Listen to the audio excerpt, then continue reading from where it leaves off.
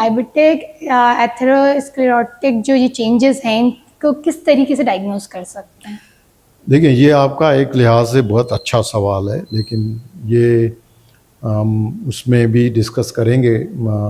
Autonomic neuropathy के chapter में, क्योंकि जो डायबिटिक पेशेंट्स होते हैं उनमें साइलेंट मायोकार्डियल इन्फॉक्शन के चांसेस होते हैं कि उनमें दर्द का एहसास, क्योंकि उनकी नर्व डैमेज हो जाती हैं, तो जिसकी वजह से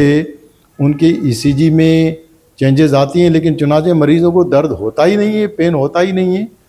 तो पेन ना होने की वजह से वो या तो अस्पताल जाते नहीं हैं, और बाद में जब ईसीजी होती है तो पता चलता है कि उनको हार्ट अटैक हो चुका है ऑलरेडी पुराना, या देर से जाते हैं जब उनको कॉम्प्लिकेशंस होती हैं, हार्ट फेलियर हो जाता है या कार्डियक अरेस्ट हो जाता है। फिर जब अस्पताल में जाते हैं तो पता चलता है कि इनको 2 दिन पहले हार्ट अटैक हो चुका है ऑलरेडी जो है वो। और तीसरा प्रॉब्लम जो है वो उनमें डायबिटिक पेशेंट्स में इस तरह से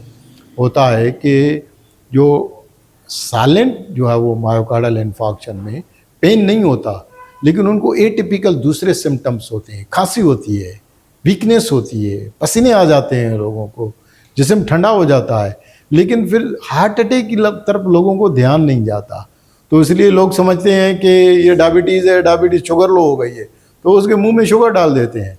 तो वो लोग समझते हैं कि हाइपोग्लाइसीमिया की वजह से जो है वो उनको सिम्टम्स हो रहे हैं। इसी तरह से बहुत सारे मरीज़ बेहोश हो जाते हैं,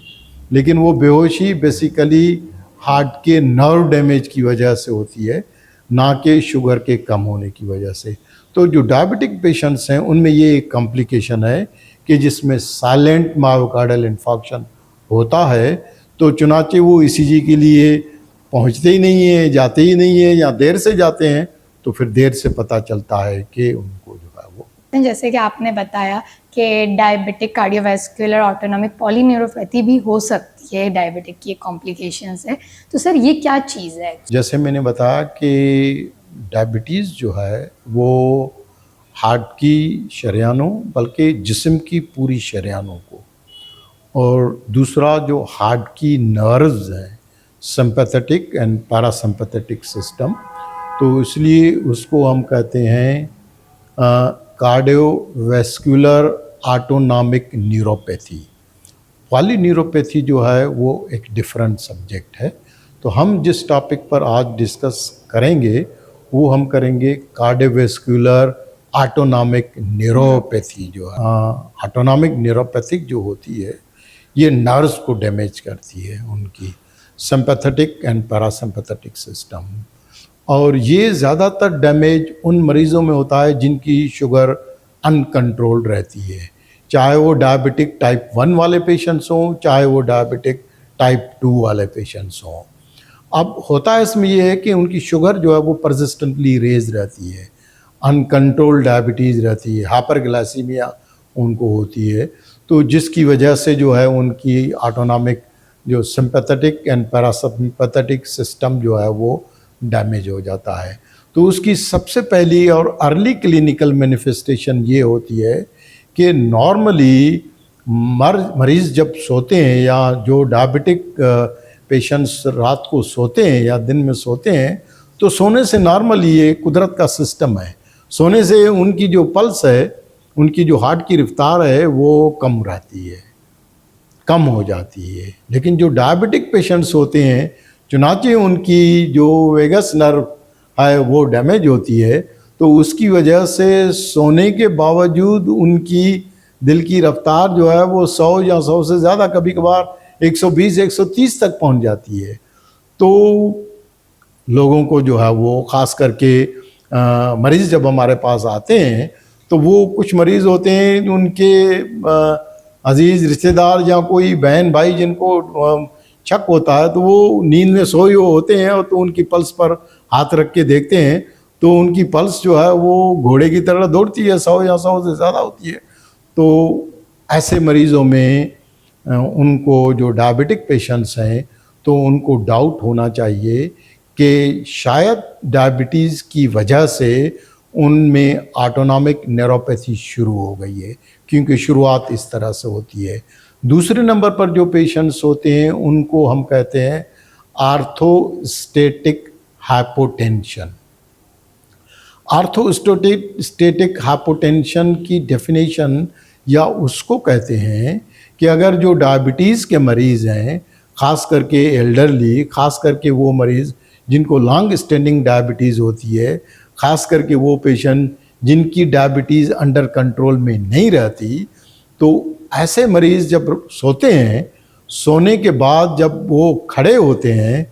तो खड़े होने से उनका ब्लड प्रेशर कम हो जाता है, ड्रॉप हो जाता है। तो नॉर्मली भी कुछ पेशेंट्स में होता है, लेकिन इसमें एक्सैजरेटेड रिस्पांस होता है। तो इसकी जो डायबिटिक आर्थोस्टेटिक हाइपोटेंशन की डेफिनेशन है कि उसमें अगर आदमी सो के खड़ा हो जाए और उसको ब्लड प्रेशर को चेक करें तो ऊपर का ब्लड प्रेशर जो है वो 30 मिलीमीटर जो है वो नीचे आ जाता है, और नीचे का जो ब्लड प्रेशर है वो 10 मिलीमीटर या उससे ज़्यादा कम हो जाता है। तो उसको दोबारा कंफर्म करते हैं। अच्छा, कुछ मरीज़ों का आर्थोस्टेटिक हाइपोटेंशन इस तरह से होता है कि अगर पेट भर के खाना खाएं, पेट भर के खाना खाने के बाद, अब यूजुअली खाना या तो हम बैठे हुए खाते हैं या अगर खड़े हुए खाना खा रहे हैं और ज़्यादा खाना खा लिया है तो उनको चक्कर आते हैं, क्योंकि ब्लड फ्लो जो है वो जीआईटी की तरफ जाता है, नीचे की तरफ जाता है। तो उसको हम पोस्ट प्रांडल हाइपोटेंशन कहते हैं। चौथी उसकी जो क्लिनिकल मैनिफेस्टेशन होती है उनको एक्सरसाइज इंटॉलरेंस होता है। नॉर्मली जो भी मरीज़ भागते हैं, दौड़ते हैं या एक्सरसाइज करते हैं, या इवन एक्सरसाइज टेस्ट जब हम करवाते हैं किसी मरीज़ का, तो उनका पल्स और ब्लड प्रेशर दोनों बढ़ने चाहिए। जिनको डायबिटिक ऑटोनॉमिक न्यूरोपैथी होती है तो चलने से, वॉक करने से, दौड़ने से उनका न पल्स बढ़ता है न ब्लड प्रेशर बढ़ता है। अगर बढ़ता है तो नॉमिनल बढ़ता है, उतना नहीं बढ़ता जितना उसकी स्टेज के लिहाज से बढ़ना चाहिए। बताया कि डायबिटिक कार्डियोमायोपैथी भी होती है, तो सर उसमें क्या होता है? डायबिटिक क्योंकि कार्डियोमायोपैथी की मुख्तलिफ किस्में होती हैं। सबसे ज़्यादा जो कॉमन कार्डियोमायोपैथी है वो इस्केमिक कार्डियोमायोपैथी होती है। जैसे हमें इस्केमिक या कोरोनरी आर्टरी डिजीज़ को पहले डिस्कस किया, उसमें शरेयानें बंद हो जाती हैं। लेकिन ये जो डायबिटिक कार्डियोमायोपैथी होती है, ये एक ऐसी एंटिटी है जिसकी जो डेफिनेशन है उसमें हार्ट मसल जो है या तो सख्त हो जाता है क्योंकि मायोकार्डियल फाइब्रोसिस हो जाता है, सेल्स डैमेज, कार्डियोमायोसाइट्स जो है वो डैमेज हो जाते हैं, फाइब्रोसिस हो जाता है, जिसकी वजह से उनको डायस्टोलिक डिसफंक्शन होता है। अगर उसको भी कुछ ना करें तो फिर सिस्टोलिक डिसफंक्शन यानी हार्ट फंक्शन, उनका एजेक्शन फ्रैक्शन लो हो जाता है। तो जो अर्ली साइन होती है वो डायस्टोलिक डिसफंक्शन होता है। लेकिन डायबिटिक कार्डियोमायोपैथी में शर्त ये है कि जो डायबिटिक कार्डियोमायोपैथी है, चाहे डायस्टोलिक डिसफंक्शन हो चाहे सिस्टोलिक डिसफंक्शन हो, लेकिन उनकी कोरोनरी आर्टरीज जो है वो नॉर्मल होती हैं। उनकी कोरोनरी आर्टरीज यानी उनका कोरोनरी एंजियोग्राम करके और कोरोनरी आर्टरीज को रूल आउट करना जो है वो ज़रूरी होता है। तो उनकी कोरोनरी आर्टरीज नॉर्मल होती हैं और इको करके हम देखते हैं कि उनको कोई वाल्व की डिजीज़ नहीं है कि जिसकी वजह से एलवी डिसफंक्शन हो, उनको कोई पैदाइशी किसी किस्म की कोई ऐसी डिजीज़ नहीं है कि जिसकी वजह से हार्ट इन्वॉल्व हो, या हाई ब्लड प्रेशर की बीमारी नहीं है क्योंकि हाई ब्लड प्रेशर बजाते खुद एलवी डिसफंक्शन करता है। अगर मरीज़ डायबिटिक है ओनली और उसको कार्डियोमायोपैथी हो गई है तो इस कंडीशन को हम डायबिटिक कार्डियोमायोपैथी कहते हैं। सर जैसे कि डायबिटीज़ के पेशेंट्स में उनको सिम्टम्स इतने ज़्यादा महसूस नहीं होते और वो कभी कभार नहीं भी बता पाते, तो और कौन कौन से ऐसे टेस्ट है जो करवा के हम रूल आउट के साथ साथ प्रॉपर डायग्नोसिस भी कर सकते हैं कि इनको ये जितनी भी कार्डियोवैस्कुलर कॉम्प्लिकेशंस हो रही है ये डायबिटीज़ की वजह से ही हो रही है? देखें, जो डायबिटिक पेशेंट्स होते हैं, डायबिटीज़ बजाते खुद उसको वो ऐसा समझे कि जो डायबिटिक है वो स्टेज ए हार्ट फेलियर है।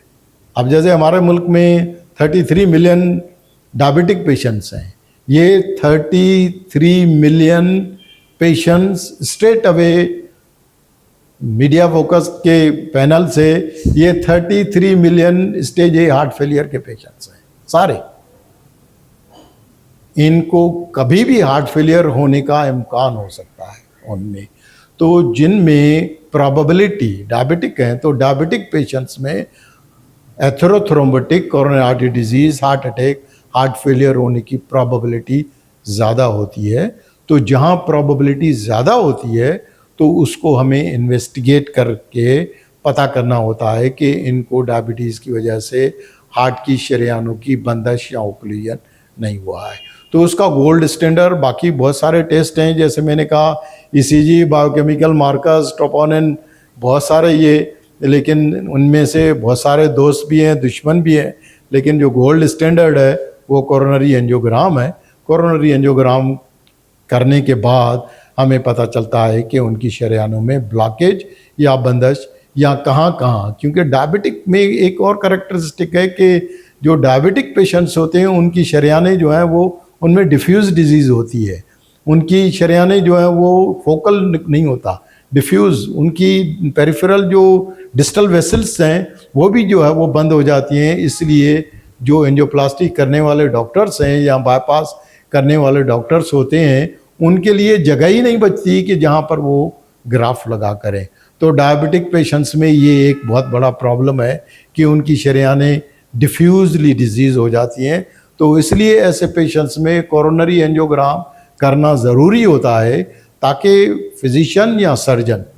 वो देख सके कि ये शरेयान खुलने के काबिल है कि नहीं। ऐसा नहीं है कि स्टेंट डालें और स्टेंट डालने के बाद फिर मरीज़ को 3 दिन के बाद या अस्पताल के दौरान ही स्टेंट थ्रोम्बोसिस होके अब एंजाइना के साथ मरीज़ आया है और एंजियोप्लास्टी के बाद उसको हार्ट अटैक हो जाए, उसको स्टेंट थ्रोम्बोसिस हम कहते हैं। या बाईपास का ऑपरेशन, डॉक्टर ने तो तालियां बजा के कह दिया जी बाईपास ऑपरेशन आपका कामयाब हो गया, लेकिन पता चला कि 2 महीने के बाद पेशेंट को एंजाइना शुरू हो गया, इसलिए कि उनके बैड टारगेट्स जो हैं वो टारगेट्स ऑफ रिवेस्कुलराइजेशन बैड होते हैं उन पेशेंट्स में। सर आपसे आखिरी सवाल ये कि हमारे नाजरीन जो है वो इन डायबिटीज़ से रिलेटेड जितनी भी कार्डियोवैस्कुलर डिजीज़ से एहतियात के लिए क्या कर सकते हैं? मैसेज ये है कि डायबिटीज़ एक मेटाबॉलिक सिंड्रोम है और उसके लिए उसका जो सबसे मेन काज है वो हमारी लाइफ स्टाइल है, क्योंकि ये नौजवानों में काफ़ी ज़्यादा कॉमन हो गई है और ये नौजवानों को मुखालता है कि उन्हें डायबिटीज़ नहीं हो सकती या उन्हें हार्ट की बीमारियां नहीं हो सकती। तो ये नौजवान हजरात इस मुगालते से निकलें, अपनी उनकी जो लाइफ स्टाइल है, ये फास्ट फूड, सिगरेट, तंबाकू, आइस, ये जितने भी मेटाबॉलिक मोटापा, मेटाबॉलिक रिस्क फैक्टर्स हैं, उन रिस्क फैक्टर्स को, और सेडेंट्री लाइफ स्टाइल, रात को सोते नहीं हैं, सारी रात जो है वो या काम कर रहे हैं या मोबाइल पर जो है वो बैठ के और गपशप लगा रहे हैं, तो मेहरबानी करके जो है ये इन अपनी लाइफ स्टाइल यानी तर्ज ज़िंदगी को वो चेंज करें। अगर वो चेंज नहीं करेंगे अपने तर्ज ज़िंदगी को तो आज नहीं कल, कल नहीं तो परसों तरसों फिर उनको इस किस्म के heart attack, angina, cardiac arrest होने के जो है वो प्रॉब्लम जो है वो। बाकी डायबिटीज़ से रिलेटेड जो कॉम्प्लिकेशन है उसका वाहिद हल जो है वो अनकंट्रोल्ड डायबिटीज़ है। शुगर को कंट्रोल करें, चाहे दवा से चाहे इंसुलिन से, और शुगर को कंट्रोल करने का सबसे सस्ता और आसान तरीका ये है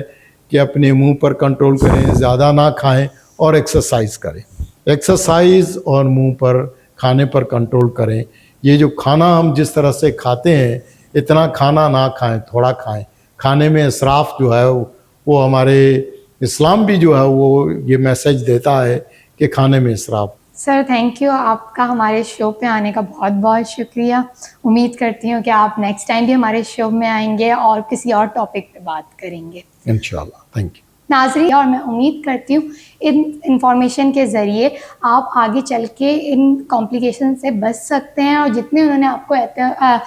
एहतियाती तदबीर बताई है उन पे अमल करके इन कॉम्प्लिकेशन से आप बच सकते हैं। और जब भी आपको लगे कि इस तरीके के कोई भी मसले मसाइल या अलामात आपको आ रहे हैं तो आप फ़ौरन किसी करीबी कार्डियोलॉजिस्ट से रब्ता कीजिए और उनसे जाके जो भी इन्वेस्टिगेशंस की ज़रूरत है या इलाज की ज़रूरत है वो लाजमी करवाइए, ताकि हम डायबिटीज़ से होने वाली जितनी भी कॉम्प्लिकेशन हैं इससे जितना हो सके उतना बच सके।